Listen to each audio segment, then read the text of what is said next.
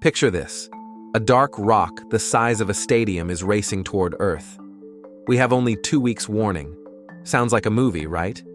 But this is the kind of scenario astronomers worry about. Even a moderate asteroid can hit with the energy of thousands of nuclear bombs, turning cities into rubble and triggering massive shock waves. The big question is, could we actually stop it? First, the hard truth. Many dangerous space rocks are discovered at the last minute.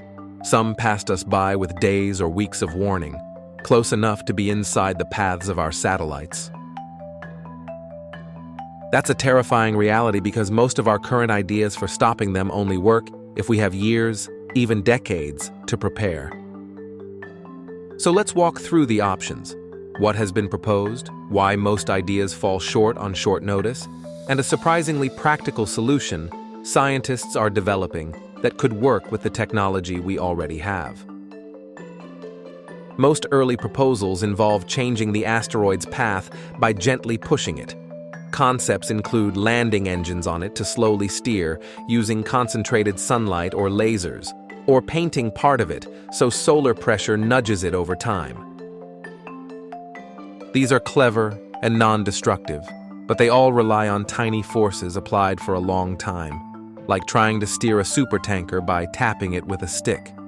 If you only have days or weeks, those nudges simply won't add up. Then there's the dramatic Hollywood option, a nuclear bomb. In principle, a huge explosion sounds like a sure fix, but space is not like Earth.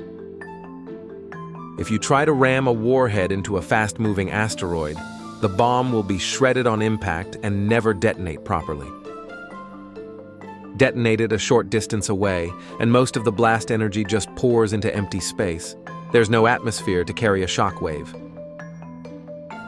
That leaves a crater and little change in trajectory. Hitting the surface directly with a bomb is like smacking a cargo ship with a washing machine. Impressive noise, minimal effect. Burying a bomb inside the rock, drilling and planting a device, is technically possible on paper, but it's slow, dangerous, and requires the difficult feat of landing on a small, fast-moving body. Drilling in microgravity is painstaking. You can't simply press your weight down on a drill. With only days on the clock, that option is essentially impossible.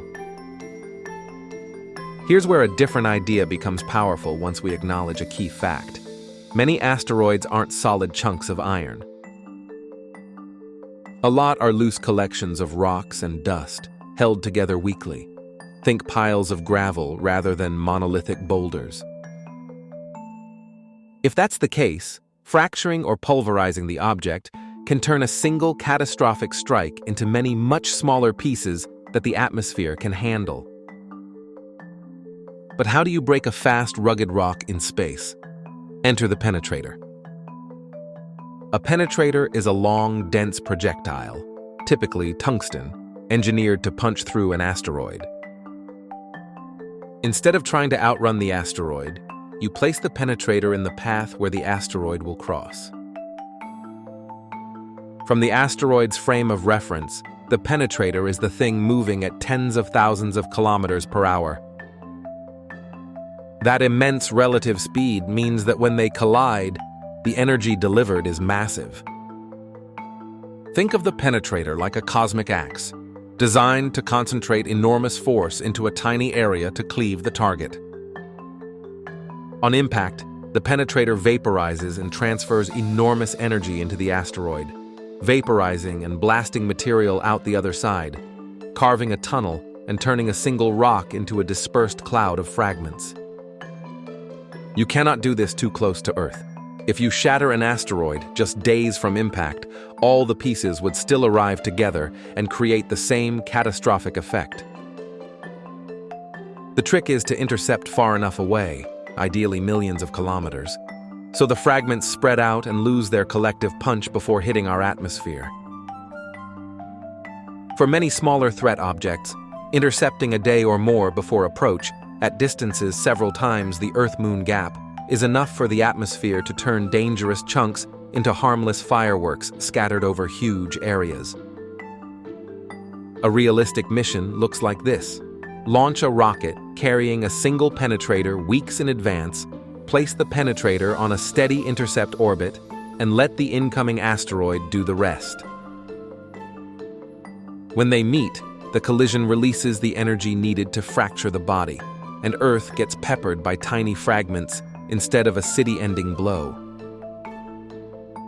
With current rocket capabilities and clever mission planning, this approach could buy us safety even with short warning for moderate-sized threats. If the object is truly enormous, the size of a mountain, the penetrator-only trick becomes far harder. Those bodies carry vastly more mass and come with far higher velocities, especially comets from the outer solar system. Breaking a mountain-sized comet into harmless bits would require intercepting it much farther away and using not one, but many penetrators. Perhaps even combining penetrators with nuclear devices placed inside a pre-drilled tunnel. The logistics are staggering: huge numbers of heavy rockets, near impossible coordination, and potentially one-way missions to do the precise work. With current global industrial capacity, preparing a foolproof defense against the very largest threats on short notice remains out of reach. The exciting part is that for the range of threats we are most likely to encounter, the small to moderate objects that could flatten cities, a penetrator strategy is both scientifically sound and feasible with technology we have today. It doesn't require decades of advanced notice or fantasy hardware. It requires early detection, rapid mission planning, and a willingness to stage and practice the response ahead of time. Investment in telescopes and readiness plans is the practical path from fear to safety. So the takeaway is not panic, but preparation. We can't stop every possible cosmic menace on a whim, but we can dramatically reduce the most likely risks with smart engineering and global coordination. And when the next potentially dangerous rock is found, we'll have real options beyond wishful thinking.